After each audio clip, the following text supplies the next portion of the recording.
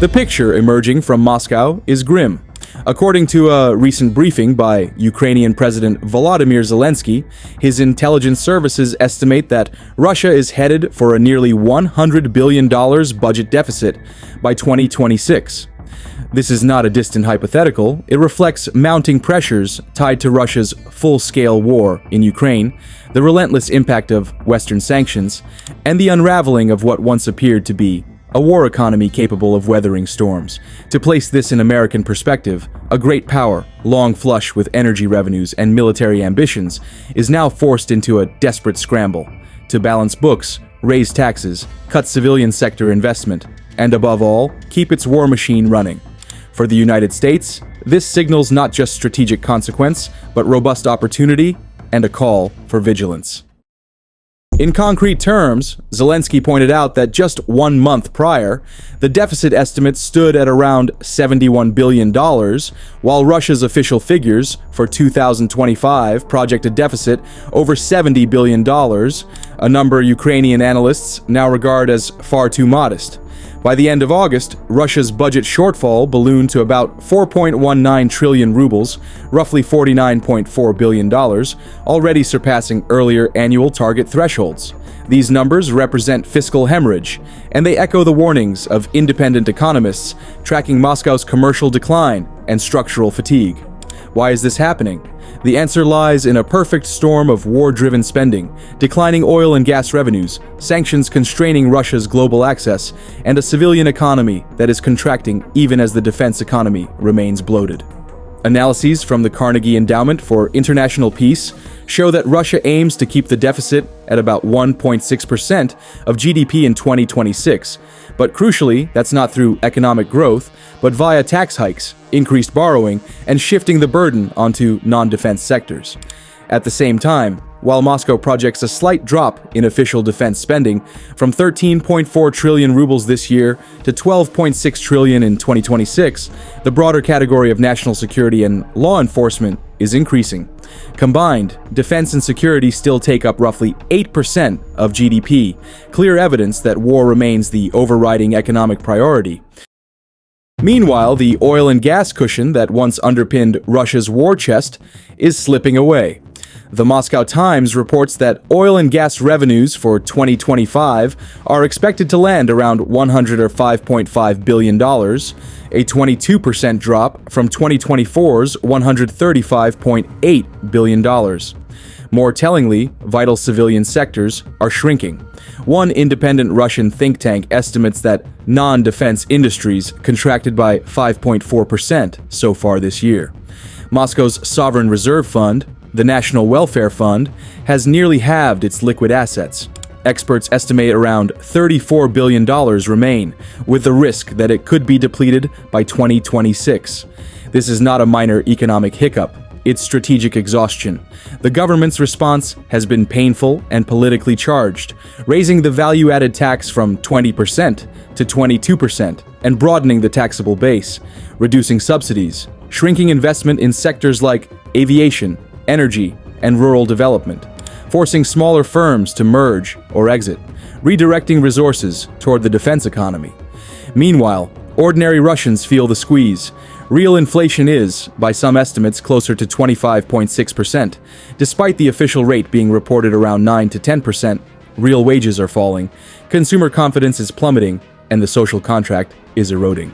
Signs of stagflation are no longer speculative. They are underway. From the United States' vantage point, 3 major implications stand out. First, Russia's economic pressure weakens its global posture. A financially squeezed Moscow has fewer resources to wage full-scale aggression, fewer reserves to absorb sanctions, and less capacity to destabilize the European continent, or challenge U.S. interests globally. In short, America's global leadership and the free world's advantage grow when authoritarian war machines buckle under fiscal weight. Second, there is a moral and strategic dimension. American taxpayers and policymakers have long supported the rule of law, freedom of nations, and democratic alliances. Seeing Russia's war economy falter validates the strategy of maintaining sanctions, bolstering Ukraine, and reinforcing alliance structures such as NATO. Every ruble that Russia cannot spend on bullets and tanks is a loss for tyranny and a gain for liberty. Third, energy and economic shifts are at play. Russia's diminished oil and gas windfall weakens its fiscal position and global leverage in energy markets. For the US and its allies, this opens pathways for diversification, reducing dependence on Russian supplies and thus enhancing strategic resilience. When Moscow cannot prop up its war machine with energy rents, its capacity to wield economic coercion diminishes. Yet this moment is not one for complacency. Quite the opposite. Russia may now be desperate, and desperation often fuels risky or erratic behavior. The United States must continue to press the advantage, uphold sanctions, support Ukraine's defense and reconstruction, reinforce its own economic foundation, and invest in resilience at home. The U.S. must remain the steadfast partner of democracies under threat, not passive, not distracted, not tentative. On the battlefield of finance and geopolitics, war economies are fragile. Russia's may yet hang on for years, but the signs are unmistakable: stagnation, mounting deficits, asset decay, and structural imbalances. For the U.S., this is a moment to lead, to back freedom, fortify alliances, and make sure that Moscow's unraveling becomes more than a footnote. It becomes a turning point in the triumph of democratic values. Amplifying the analysis further, the structural damage to Russia's productive base reveals deeper vulnerabilities. According to the Carnegie Endowment, Russia's GDP growth is projected at only about 1% in 2025 and 1.3% in 2026, down sharply from pre-war levels of 4% or more. Investment is slated to decline by 0.5% in 2026, after growth of 3% the previous year.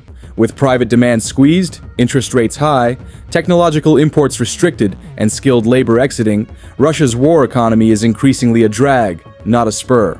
For U.S. policy, this means a strategic opening. A competitor stuck in low-growth, high-cost mode offers space for American technological leadership, reshaping of global supply chains, and strengthening of allied economic networks without a fully resourced Russian war machine overshadowing our moves. In the American strategic calculus, Russia's fiscal and economic strain carries broader implications than just an adversary in trouble. It points to a turning moment for U.S. leadership in a multipolar world. The United States has supported Ukraine not merely out of charity, but out of self-interest, defending democracy, upholding the rules-based order, and countering authoritarian expansion. Russia's budgeting crisis affirms the utility of sanctions, export controls, alliance cohesion, and energy diversification. With Moscow's oil and gas revenues sliding from approximately $135.8 billion to approximately $105.5 billion, and its reserves shrinking, its ability to subsidize geopolitical influence, finance proxies, and disrupt global markets is diminished. For the United States, this is a moment to double down, to support Ukraine's resilience, persuade allies to maintain pressure, invest in domestic economic, technological, military strength, and frame this period of Russian strain not as a windfall, but as a strategic responsibility. Because when the war chest of an aggressive power runs dry, liberty doesn't advance by default. It still needs defenders. It's time for America to act boldly.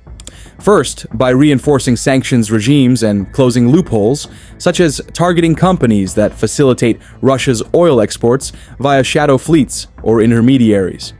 Washington should coordinate more deeply with allies to cut off Russia's remaining options, especially those channeling energy goods through third countries or using alternative payment systems. Second, the U.S. must invest further in Ukraine's resilience, not just in the immediate defense domain, but in reconstruction, institution building, and post-war economic revival, so that when Moscow's economic pressures intensify, Ukraine stands not just as a front line, but as a strategic anchor of freedom in Eastern Europe. Third, domestically, America must shore up its own economic and energy infrastructure, strengthen supply chain resilience, reduce dependence on adversarial actors, invest in clean energy transitions, and leverage Russia's weakness to reinforce U.S. innovation leadership and alliance economic integration. In doing all this, the United States reminds the world of what it stands for: liberty, sovereignty, human dignity, and the rule of law. Russia's fiscal bleed is happening. It is real. It is significant. And for the free world, and especially for America, It represents a strategic reward for months of resolve and sacrifice. But make no mistake, the prize is not guaranteed. It depends on continued endurance, unity among allies, and the vigilance of a nation committed to the cause of freedom. America, take note, when tyrants' war chests run dry, the march of liberty accelerates. The world is watching. The United States must lead the advance.